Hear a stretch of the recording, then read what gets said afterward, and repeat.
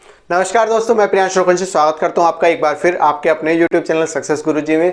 आज मैं आपके सामने हाजिर हूं एक नए डाउट के साथ। और जो आपका आज क्वेश्चन पूछा गया है वो आपका सिलोजिज्म्स के ऊपर पूछा गया है। क्वेश्चन जो है आपका सिलोग्स के ऊपर पूछा गया है। तो चलिए शुरू करते हैं। देखिए 2 या 3 क्वेश्चन मुझसे बच्चे ने एक साथ पूछ लिए थे, तो मैंने सभी को एक साथ कवर कर रहा हूं। ठीक है, तो एक ही वीडियो में आपको 2 या 3 क्वेश्चन देखने को मिल जाएंगे। ठीक है, तो चलिए आपको कुछ कथन दिए गए हैं और उनसे रिलेटेड आपको कुछ कंक्लूजन दिए गए, या फिर आपको कंक्लूजन को फाइंड आउट करना है कि कौन सा कंक्लूजन ठीक होगा या कौन सा गलत होगा। ठीक है, तो चलिए देखिए आपको पहला स्टेटमेंट बोला गया क्या, 30% ए आर बी, मतलब कि 30% ए आर डी।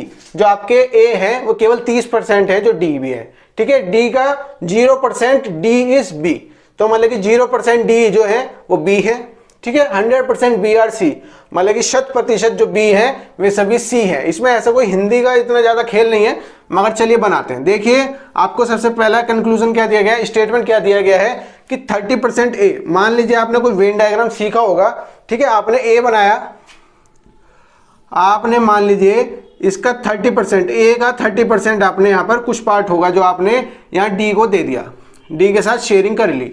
तो जो ए का 30% भाग है, कुछ भाग जो है यहाँ पर वो डी के साथ ज्वाइन है या डी के साथ है। ठीक है, अच्छा डी में भी है 0% डी इज बी। अब वो कह रहा है डी का कोई भी पार्ट 0% है। 0% का मतलब शून्य, कोई भी पार्ट नहीं है।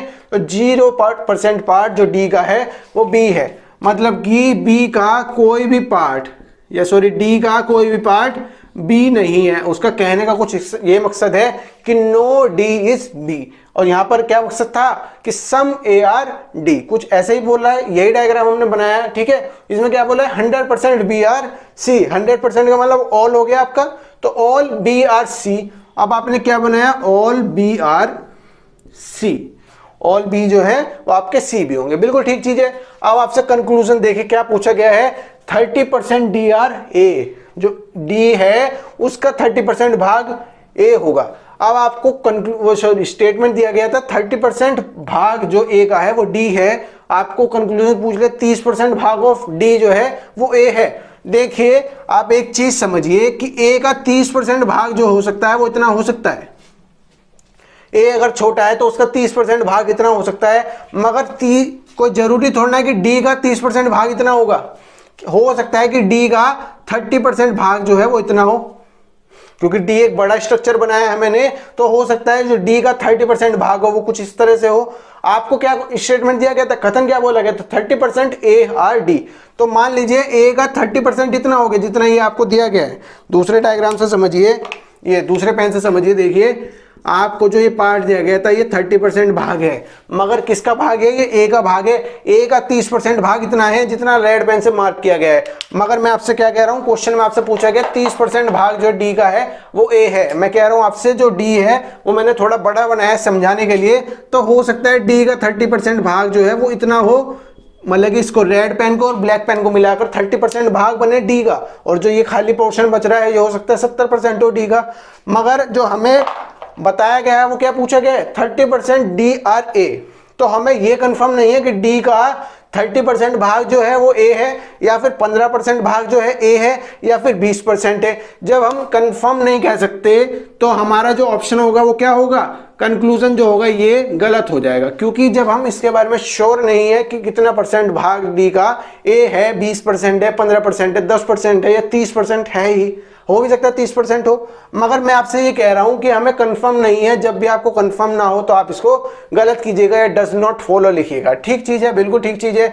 आपको बस इतना पता है कि ए का 30% भाग जो है वो डी है। आप बस इसी बात पे गौर रखिएगा, फोकस रखिएगा अपना कि ए का केवल 30% भाग जो है वो डी है। डी का हमें नहीं पता 30% भाग है ए या कितने परसेंट भाग है, तो इसलिए ये कंक्लूजन आपका गलत हो गया। अगले कंक्लूजन की तरफ चलते हैं। डी ए का 30% भाग जो है वो बी नहीं है। अच्छा देखो, ए का जो 30% भाग है जो रेड पेन से मार्क किया है यही शो कर रहा है, ए का 30% भाग, और डी का कोई भी भाग बी नहीं है।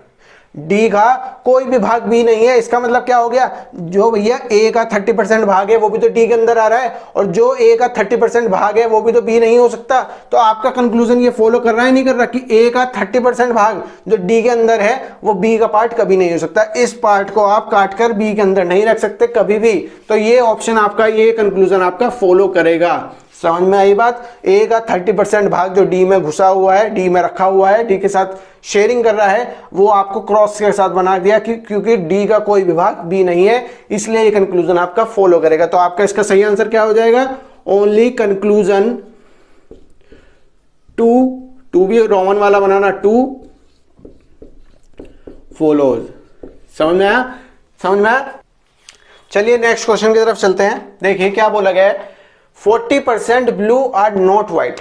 अब ये देखिए आपको सम नोट का कुछ क्वेश्चन पूछा गया, क्या 40% ब्लू आर नॉट व्हाइट। पहले तो आपको ब्लू बनाना पड़ेगा कि ब्लू कौन सा पोर्शन होगा।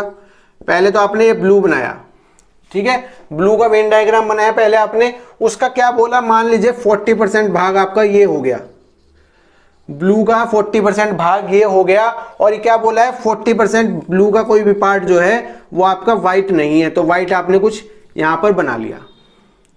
समझ में आया कि आपने क्या बोला गया, 40% ब्लू का पार्ट व्हाइट नहीं है। इसका मतलब क्या है, ब्लू आपने सबसे पहले यहां पर बनाया, ब्लू का 40% भाग ये हो गया, और इसका कोई भी भाग जो है व्हाइट नहीं है, मतलब कि व्हाइट वाला पोर्शन इसको टच नहीं कर सकता। आपसे ये बोला गया है। क्या बोला गया नेक्स्ट में, नो व्हाइट इज पेपर। कोई भी व्हाइट जो है वो आपका पेपर नहीं है। आपने पेपर और व्हाइट में एक एंगल लगा दिया और उसको दूर दूर रख दिया, एंगल लगा के कट कर दिया, मतलब कि ये दोनों कभी भी साथ में नहीं हो सकते। इसका मतलब क्या, no white is paper, white का कोई भी भाग पेपर नहीं है। अच्छा क्या बोला गया, ऑल पेपर आर पेन। तो आपको क्या बोला गया, ऑल पेपर आर पेन। जो आपके ऑल पेपर हैं, सभी जितने भी कागज हैं वे सभी आपके पेन भी हैं। ठीक है, चलिए ये तो आपका वेन डायग्राम हो गया, आपको समझ में आ गया होगा कैसे कैसे बनाया है। ब्लू का 40% भाग ये हुआ, इसका कोई भी भाग व्हाइट नहीं है। पहले कंक्लूजन, पहला स्टेटमेंट आपको दिया गया। दूसरा बोला गया क्या, व्हाइट का कोई भी भाग पेपर नहीं है, मतलब कि व्हाइट जो है पूरा का पूरा पेपर से अलग हो गया। ठीक है, और फिर क्या बोला कि ऑल पेपर आर पेन, मतलब कि पेपर के जितने भी भाग है वो सभी पेन के अंदर आ रहा होगा। ठीक है, चलिए क्वेश्चन कंक्लूजन क्या पूछा गया, all paper being pen is a possibility. अच्छा देखिए, संभावना का क्वेश्चन पूछा गया। क्या पूछा गया, all paper being pen is a possibility. भैया आपको इस डायग्राम से समझ में आ रहा होगा कि सारे पेपर जो हैं वो पेन हैं। अगर यहां पर बोलता ऑल पेपर आर पेन्स तो बिल्कुल ठीक होता, क्योंकि यही चीज तो आपको स्टेटमेंट में दी गई है। ऑल पेपर आर पेन बोलता तो आपका कंक्लूजन ठीक हो जाता, मगर आपसे क्या पूछा गया है, ऑल पेपर के पेन होने की संभावना है। भैया जब वो मतलब कि जब वो सच में ही सही है तो उसके संभावना कैसे हो सकती है, आप मुझे ये बताइए। तो ये कंक्लूजन आपका गलत हो गया। क्यों गलत हो गया, क्योंकि ये चीज तो आपको शॉर्ट पता है कि पेपर जो है वो पेन है ही है, मगर यहाँ पे कह रहा है कि संभावना है। भैया जिस चीज की श्योरिटी है उसकी संभावना कैसे निकाल सकते हो, नहीं निकाल सकते ना। ठीक है, चलिए क्या बोला गया, सम ब्लू आर व्हाइट। अच्छा ब्लू देखो कहां पर है, सम ब्लू आर व्हाइट। देखो इसके बारे में क्या कह सकते हैं, इसका डायग्राम अगर आप दूसरा बनाना चाहो तो मान लीजिए ये आपका ब्लू पोर्शन हो गया, थोड़ा पोर्शन ब्लू का हो गया, और मान लीजिए 40% जो भाग है वो आपका ये रहा, जो ये 40% वाला भाग है ये आपका ये रहा। ठीक है, मान लीजिए आपने एक डायग्राम इसका ये बनाया कि 40% वाला भाग जो है वो आपका व्हाइट नहीं है। तो मान लीजिए आपका व्हाइट यहां पर हो गया, व्हाइट आपने मान लीजिए, चलिए ये आपका ब्लू का पोर्शन हो गया पूरा का पूरा। ठीक है, ये आपका 40% ब्लू हो गया, और मान लीजिए आप थोड़ा सा यहां पर व्हाइट भी है, तो भी आपके इसमें स्टेटमेंट में कोई फर्क पड़ा गया, 40% ब्लू आर नॉट व्हाइट। भैया आपका जो 40% ब्लू है वो व्हाइट नहीं है, बिल्कुल ठीक चीज है, और यहां पर भी बिल्कुल ठीक चीज है। ठीक है, और आप चाहते तो इसको ब्लू के अंदर, आप चाहते तो यहां पर ब्लू लगाते, यहां पर ब्लू लिखते 40% भाग ये रहा, और व्हाइट मान लीजिए आपने यहां पर ले लिया, तो भी ये कंक्लूजन स्टेटमेंट में कोई फर्क नहीं पड़ा, क्योंकि व्हाइट जो है वो 40% भाग नहीं है। हाँ भैया 40% भाग नहीं है, मगर हो सकता है ब्लू कितना बड़ा पार्ट हो कि उसके अंदर व्हाइट हो, बस 40% वाले भाग में ना हो। तो ये बचा आपको जो 60% वाला भाग, क्या आप तो व्हाइट इसमें हो, क्या आप तो व्हाइट थोड़ा सा टच करते हैं वो 60% भाग को। तो आपको क्या बोला गया, some blue are white, some blue are white. भैया देखो इस कंडीशन में तो ब्लू और व्हाइट का तो कोई रिलेशनशिप नहीं है, इसमें थोड़ा रिलेशन है, इसमें ऑल का रिलेशन है। तो आप इसके बारे में कुछ कह नहीं सकते कि कुछ ना कुछ भाग जो ब्लू का है वो व्हाइट होगा या नहीं होगा, क्योंकि इस कंडीशन में भी आपका स्टेटमेंट में कोई फर्क नहीं पड़ रहा, इस वाली कंडीशन को लेकर भी स्टेटमेंट में कोई फर्क नहीं पड़ रहा, और इससे भी कोई फर्क नहीं पड़ रहा। और व्हाइट और ब्लू की जो डायरेक्शंस है या उनके जो डायग्राम है वो आप कितने भी इंटरचेंज कर लो, तो आप इसके बारे में कुछ कंफर्म नहीं कह सकते, इस कंक्लूजन के बारे में आप कुछ भी कंफर्म नहीं कह सकते। तो जब मैंने आपको कहा था कि आप किसी के बारे में नहीं करते तो ये डज नॉट फॉलो हो जाता। तो इसका ऑप्शन क्या होगा सही, इसका जो सही आंसर होगा वो क्या होगा बताइए जल्दी। इसका सही आंसर होगा neither one nor two follows, neither one nor two follows, मतलब कि ना तो कंक्लूजन 1 फॉलो करता है और ना ही कंक्लूजन 2 फॉलो करता है। पहला कंक्लूजन किस वजह से कटा, क्योंकि भैया उसमें हमें कंफर्म पता था मगर वो संभावना पूछ रहा था तो इस वजह में से कटा। और इसमें क्या है, इसमें शॉर्ट पूछ रहा है मगर हमें संभावना दिख रही है, अगर संभावना होती तो ठीक कर लेते, वरना यहाँ पर संभावना नहीं थी इसलिए काट दिया। समझ में आया? उम्मीद करता हूँ ये क्वेश्चन आपको समझ में आया होगा। कल फिर मिलेंगे आपसे एक नई वीडियो में एक नए डाउट के साथ, तब तक के लिए मुझे इजाजत